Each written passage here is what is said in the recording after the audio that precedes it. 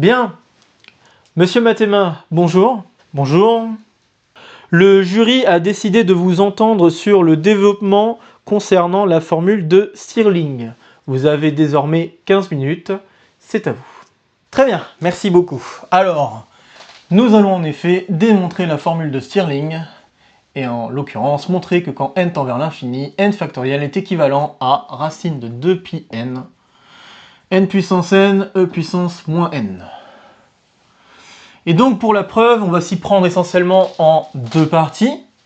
La preuve que je vais vous proposer va aller en deux parties. La première, ça va être de démontrer ce qu'on appelle la formule partielle de Stirling, c'est-à-dire montrer qu'il existe une constante positive c telle que n factoriel est équivalent quand n tend vers l'infini à cette constante positive fois racine de n puissance n, e puissance moins n. Et puis, dans une seconde étape, via les intégrales de Wallis,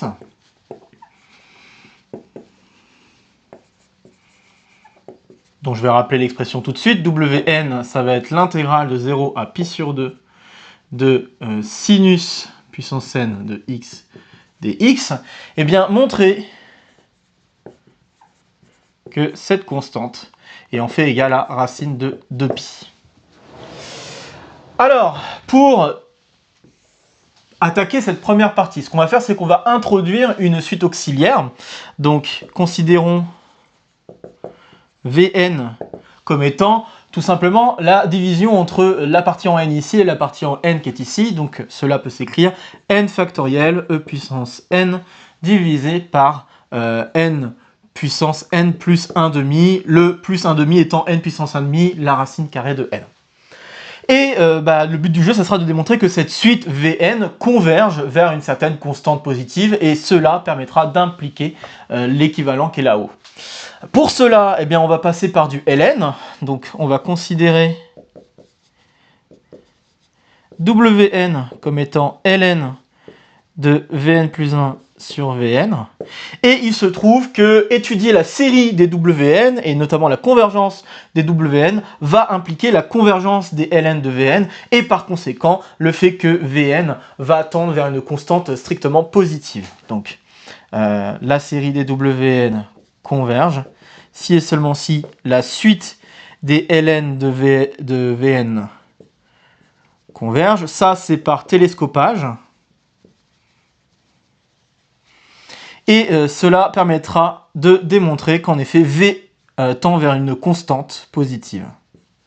Pas forcément la constante qu'on souhaite, mais après manipulation, on obtient exactement l'écriture avec la constante qu'on souhaite.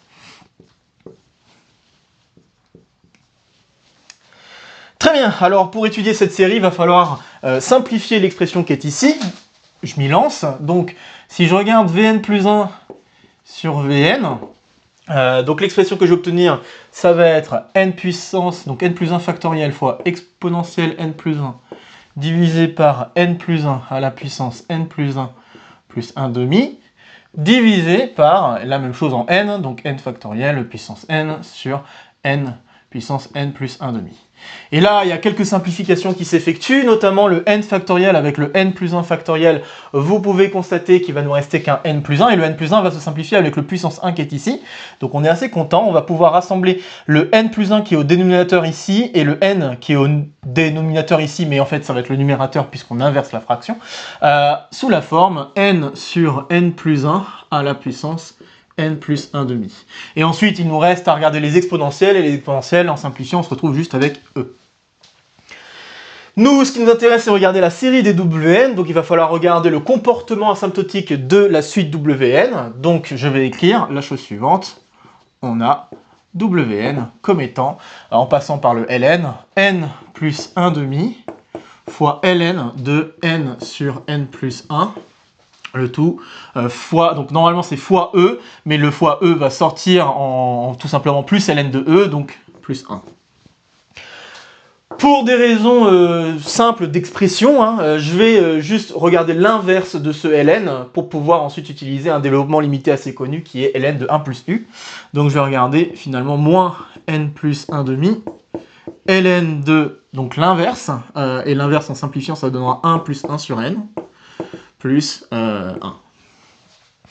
Alors maintenant, j'utilise le développement limité de ln de 1 plus u, quand u tend vers 0.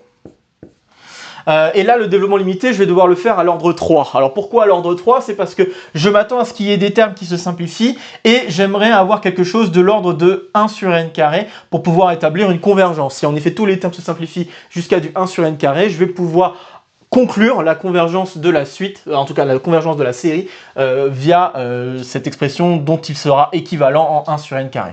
Donc je vais regarder un DL3, et si je regarde le DL3, je vais avoir u moins u sur 2 plus u carré sur 2, pardon, plus u cube sur 3, plus petit o de u cube.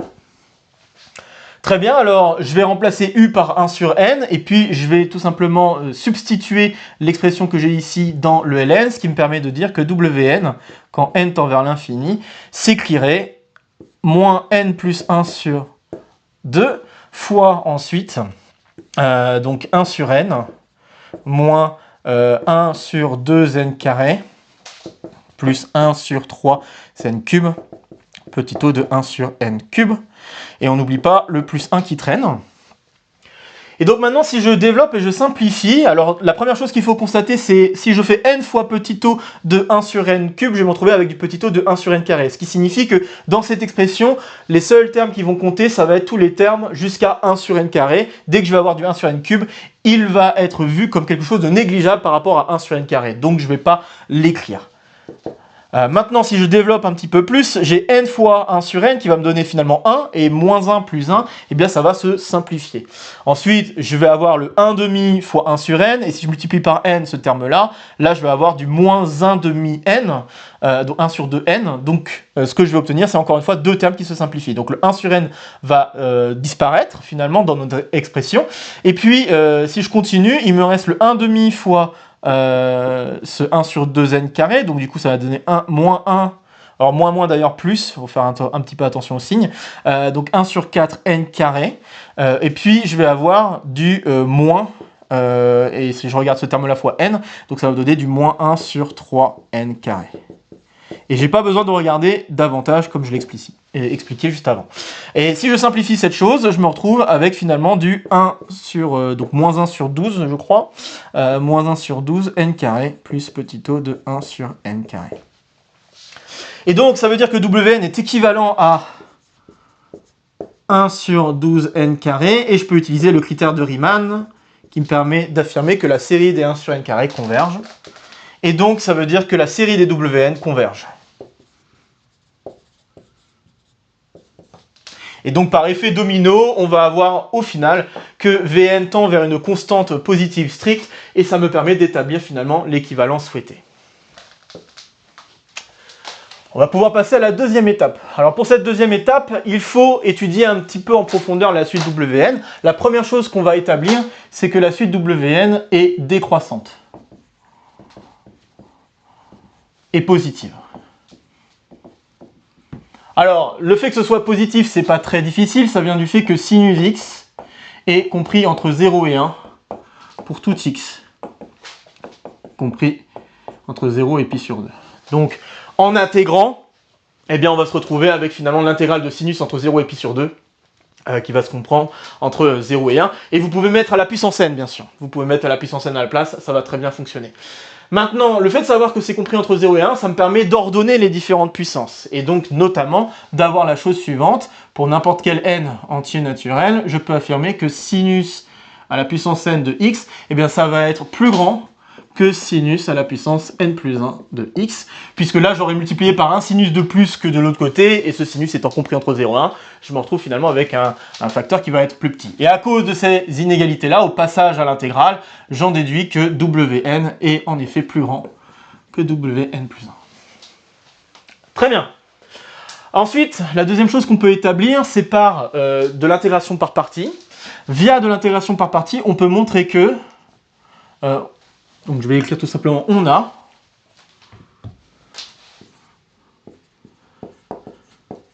Donc on a également que pour tout n entier naturel, eh bien Wn plus 2 est égal à n plus 1 sur n plus 2 fois Wn.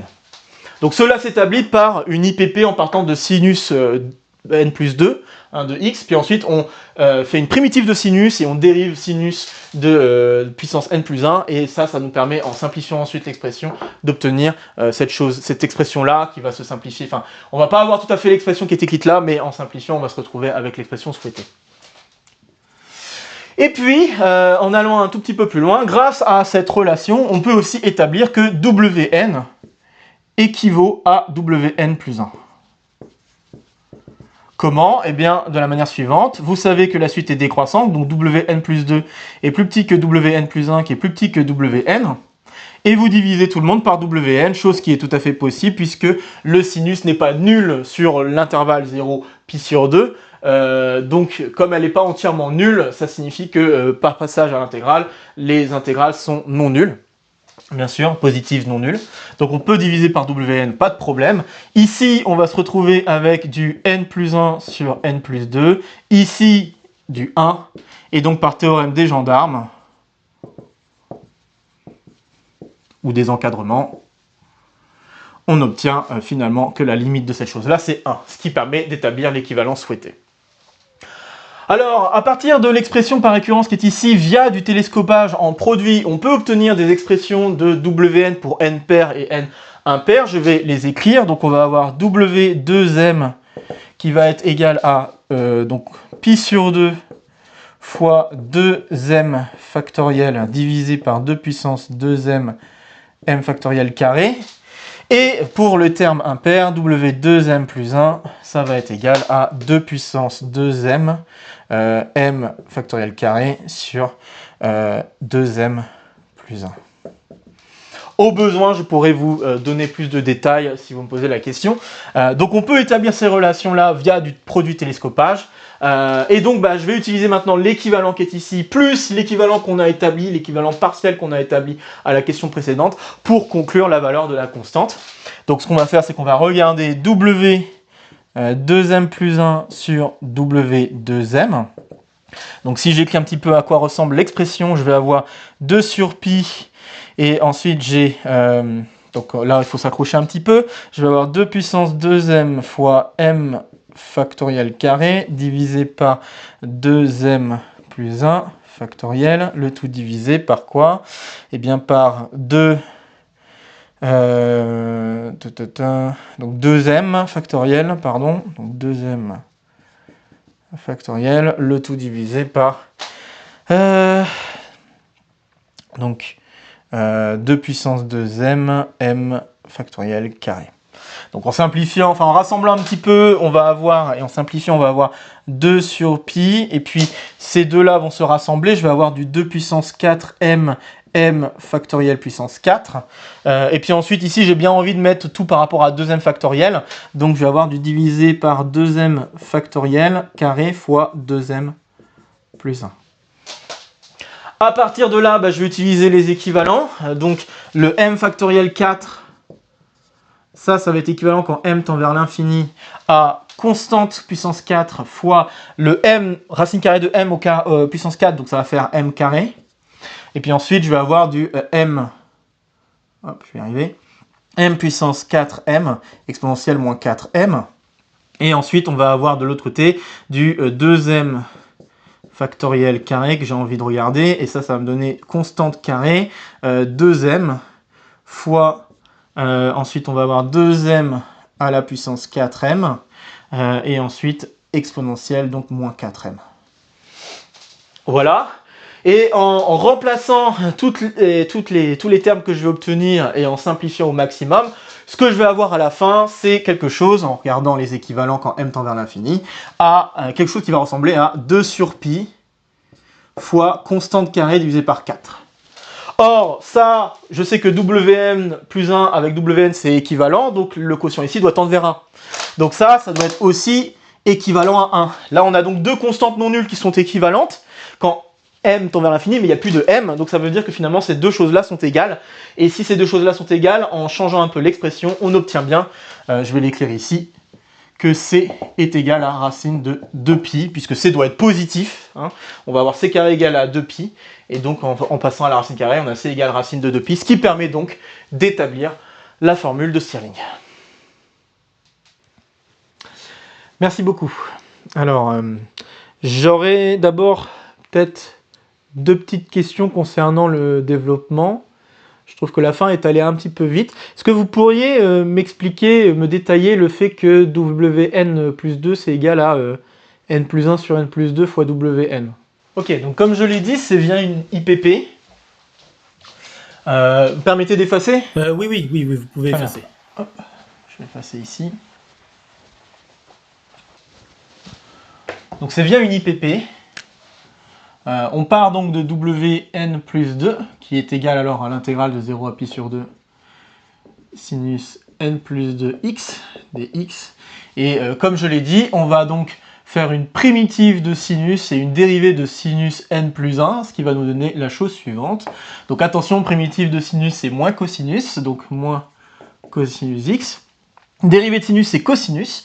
Donc là ici je ne vais pas en avoir besoin tout de suite, mais ça va être important pour la suite. Donc là pour l'instant j'ai écrit ceci. Tac, donc de 0 à pi sur 2. Et ensuite moins plus intégrale de 0 à pi sur 2. Et là je vais avoir cosinus carré du coup, puisque je dois dériver cette chose là. Et il y a un n plus 1 aussi qui va sortir. Hop.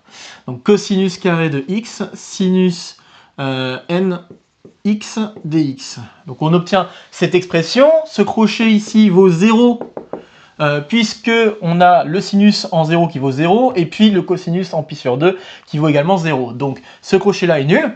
Et puis si on regarde d'un peu plus près cette intégrale, on voit qu'on a cos carré ici qui vaut 1 moins sin carré. Et on développe, on simplifie, et on obtient alors, hop là, n plus 1 fois Wn moins Wn plus 2. Et en manipulant donc l'égalité qu'on vient d'établir, on obtient bien que Wn plus 2 est égal à donc n plus 1 sur n plus 2 Wn. Très bien. Comment vous avez obtenu le fait que W2m c'est égal à cette expression-là? J'aimerais bien voir le détail. Alors, comment on obtient l'expression W2m? Donc c'est la même chose pour W2m plus 1. Donc comme je l'ai dit, on utilise un produit télescopique. Donc ce produit télescopique va marcher de la manière suivante. On va regarder le produit pour k allant de 0 à m-1. De quoi? Eh bien de W2k plus 2 divisé par W2k. Et on le calcule de 2 manières. D'une part, c'est un produit télescopique, donc en simplifiant les différents facteurs qui apparaissent en haut et en bas de cette fraction, on obtiendra alors W2m divisé par W0. Et W0, au passage, c'est égal à pi sur 2, c'est l'intégrale de 1 de 0 à pi sur 2. Et de l'autre côté, on a alors le produit, pour k allant de 0 à m-1, qu'on ne fasse pas de bêtises non plus, donc donc je dois remplacer n par 2k, donc 2k plus 1 divisé par 2k plus 2. Et puis on décortique ce produit, on va avoir le produit des nombres impairs au numérateur, donc 2k plus 1, divisé par le produit des termes pairs, et là les facteurs pairs, pardon, et les facteurs pairs ici, nous avons 2 fois k plus 1, k allant de 0 à m-1, donc k plus 1 va aller de 1 à m, donc on se retrouve finalement avec 2 puissance m fois m factoriel. Et puis pour calculer le produit des nombres impairs, en fait, on se retrouve à regarder le produit de tous les nombres jusqu'au nombre pair qui est au-dessus de celui-ci. Donc là, si je dis pas de bêtises, on arrive à 2m-1, donc le terme pair au-dessus, c'est 2m. On va se retrouver finalement avec 2m factoriel. Et on doit diviser par tous les facteurs pairs qu'on a fait intervenir, mais tous les facteurs pairs qu'on a fait intervenir sont exactement de la même forme que ceux qui sont ici. Donc on se retrouve finalement à diviser par 2 puissance 2m, puisqu'on doit mettre au carré le facteur au dénominateur, fois donc m factoriel au carré. Et donc on n'oublie pas le pi sur 2 qu'il faut mettre de l'autre côté, du coup on se retrouve avec W. Est-ce que j'ai fait une bêtise? Ouais, c'est ça. Donc W2m, non, j'ai pas fait de bêtises, est égal à pi sur 2 fois cette chose. Ce qui est donc exactement l'expression que je vous ai donnée il y a quelques instants. Ok, merci bien. Est-ce que vous connaîtriez d'autres preuves de la formule de Stirling? Alors, est-ce que je connais d'autres preuves? Alors, il y en a une qui me vient à l'esprit, c'est une preuve qui utilise de la probabilité. Donc, pour cela, on fait intervenir une suite de variables qui sont mutuellement indépendantes et identiquement distribuées. Ces variables doivent suivre toute une loi de Poisson de paramètre 1. Et ce qu'on fait, c'est qu'on va regarder le comportement de la somme de ces termes-là, et puis bon, bah, faire la petite opération pour pouvoir se retrouver à appliquer le théorème central limite. Et donc, en appliquant la formule de théorème central limite là-dessus, et en se ramenant finalement à calculer des choses en lien avec la loi normale, on arrive à établir justement la formule de Stirling aussi de cette manière-là. Ça demanderait un petit peu de calcul, mais voilà, je pense que ça se fait assez bien. Est-ce que vous auriez des applications concernant cette formule de Stirling? Alors des applications de la formule de Stirling, j'en ai deux qui me viennent à l'esprit. Je vais me permettre d'effacer, je peux? Oui, bien sûr, faites. Très bien. Donc j'en ai deux qui me viennent à l'esprit. J'en ai une première où on peut estimer le coefficient n parmi 2n. Donc une estimation qui va s'en suivre via la formule de Stirling, ça va être la suivante. Donc 4 puissance n divisé par racine de pi n. En fait, cette estimation est assez utile pour de la combinatoire, par exemple, parce que je sais que ce coefficient-là peut apparaître, disons, dans deux branches, on va dire ça comme ça, dans deux branches particulières des mathématiques. D'une part, la combinatoire, qui vient de la combinatoire. Donc on pourrait très bien voir ce coefficient binomial comme déjà dénombrant quelque chose de particulier. Par exemple, le nombre de chemins sur Z, sur la droite Z, qui part de 0 et qui permettent de revenir à 0 de longueur de n, par exemple, ça peut correspondre à ça. Mais on peut avoir aussi des objets combinatoires qui sont liés à ce coefficient binomial, notamment les nombres de Catalan, qui sont des nombres qui apparaissent dans beaucoup de choses que l'on cherche à dénombrer un petit peu plus subtiles, comme par exemple les triangulations de polygones, ou des chemins de Dicke, ou des partitions non croisées, etc. Et bien avoir ce genre d'asymptotique permet aussi de comprendre le comportement de ce nombre-là quand n tend vers l'infini. On voit ici d'ailleurs qu'il y a un 4 puissance n qui va vraiment prendre les devants dans l'expression quand n tend vers l'infini. Une autre façon de voir une application de cette approximation, c'est via de la proba, hein, justement, l'autre branche de mathématiques où on peut faire intervenir. Je parlais justement de marche sur Z. Eh bien, connaître ce genre d'équivalent permet de démontrer, par exemple, que la marche sur Z est récurrente. Donc, qu'est-ce que cela signifie? Ça signifie que la probabilité que un individu qui marche aléatoirement avec 1,5 de chance de faire un pas en avant et 1,5 de chance de faire un pas en arrière sur la droite Z va avoir une probabilité égale à 1 de revenir une infinité de fois en 0. Donc, c'est ça que ça signifie avoir une marche récurrente. Et on peut démontrer ce résultat-là, en particulier via cet équivalent. Une autre application à laquelle je peux penser, c'est pour démontrer la version continue de la formule de Stirling. Continue. Hop. C'est-à-dire la formule faisant intervenir la fonction gamma, donc gamma de x, qui va être équivalent quand x tend vers l'infini. Et donc, il faut juste reprendre un peu la formule et remplacer n par x à peu de choses près. Donc, on va avoir racine carrée de 2pi sur x fois x puissance x e puissance moins x. Voilà, donc on peut démontrer cet autre équivalent. Hop. On peut démontrer cet autre équivalent. Hop. Et pour démontrer cet autre équivalent, on peut faire appel à des méthodes de Laplace. Et à travers les méthodes de Laplace, on va aussi utiliser l'équivalent de Stirling pour établir ce résultat. Donc voilà, je pense que ce sont les deux applications qui me viennent à l'esprit et qui me semblent assez pertinentes par rapport au résultat de Stirling. Très bien, merci. Et j'aurais une dernière question. Bon là, c'est peut-être pour vous pousser un peu dans vos retranchements.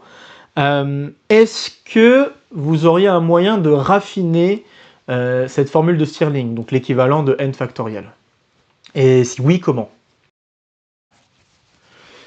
Un raffinement de la formule de Stirling. Bah alors, de mémoire, il me semble que ce raffinement, c'est quelque chose de la forme suivante, donc n factoriel, quand n tend vers l'infini, ça va être racine de 2pi n puissance n e puissance moins n, fois 1 plus 1 sur 12n, plus petit o de 1 sur n. Pour obtenir ce raffinement, voilà, il y a une chose qui me vient à l'esprit, c'est utiliser les formules de Euler-Maclaurin. Donc les formules d'Euler-Maclaurin qui permettent de décrire en fait la somme des f de i pour i allant de 1 à n comme étant quand n... Alors je ne sais plus si c'est vraiment n qui tend vers l'infini, je ne sais plus tout à fait quelles sont les conditions, mais en tout cas on peut établir une égalité en termes d'intégrale de la fonction. Puis ensuite, en termes de moyenne, une espèce de moyenne qu'on fait entre le premier terme et le dernier terme, sur n, j'imagine. Puis ensuite, on fait la même chose pour les dérivées successives. Alors, je crois qu'il faut faire des dérivées 2 fois, 3 fois, etc. et faire intervenir les nombres de Bernoulli. Donc il me semble qu'il y a une formule de ce type-là qu'on peut utiliser. Et là, ici, ce qu'il faut utiliser, c'est ln. Donc c'est-à-dire qu'on va regarder plutôt ln de n factoriel et on applique cette formule. Donc on applique cette formule à ln de n factoriel. Et on devrait, peut-être à condition de savoir qu'on a un racine de 2pi quelque part, on devrait pouvoir obtenir ce développement asymptotique comme souhaité. Une autre façon de faire, je pense, qui est peut-être un petit peu plus... atteignable, ça serait de revenir au WN que nous avions considéré, au VN et au WN que nous avions considéré, et éventuellement aller un petit peu plus loin dans le développement de ce WN, essayer de comprendre un petit peu plus ce que l'on peut en dire. Je pense que ça paraît un peu plus jouable, et regardez notamment le comportement du reste de la série. Puisqu'on avait du moins 1 sur 12 n carré, je le rappelle, on avait du moins 1 sur 12 n carré, j'imagine que eh bien, en jouant avec cette expression-là, on devrait pouvoir éventuellement, en regardant justement le comportement du reste de la série, pouvoir avoir un équivalent sous la forme de moins 1 sur 12n, et peut-être qu'en repassant à l'exponentielle, et 2-3 petites bricoles de ce genre-là, on arrive à avoir du plus 1 sur 12n, comme on le souhaiterait.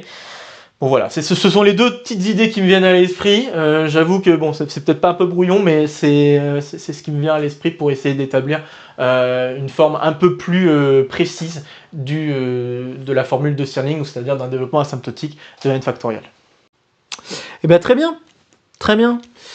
Merci monsieur Mathéma. À présent le temps est écoulé. Je vais vous souhaiter donc une très bonne journée. Voilà, c'était le premier numéro du développement, j'espère qu'il vous aura plu. Et comme c'est le premier numéro, c'est tout à fait normal qu'il ne soit pas parfait. J'ai laissé des réponses relativement vagues à l'étudiant exprès pour vous pousser à aller vous-même jeter un coup d'œil aux différentes choses qui ont été mentionnées en question. Donc voilà, n'hésitez pas à poser vos questions comme d'habitude en commentaire, à vous abonner, à mettre un petit pouce bien sûr, ça fait toujours plaisir. Et puis on se retrouve très bientôt pour de nouvelles aventures mathématiques. Portez-vous bien et à très vite.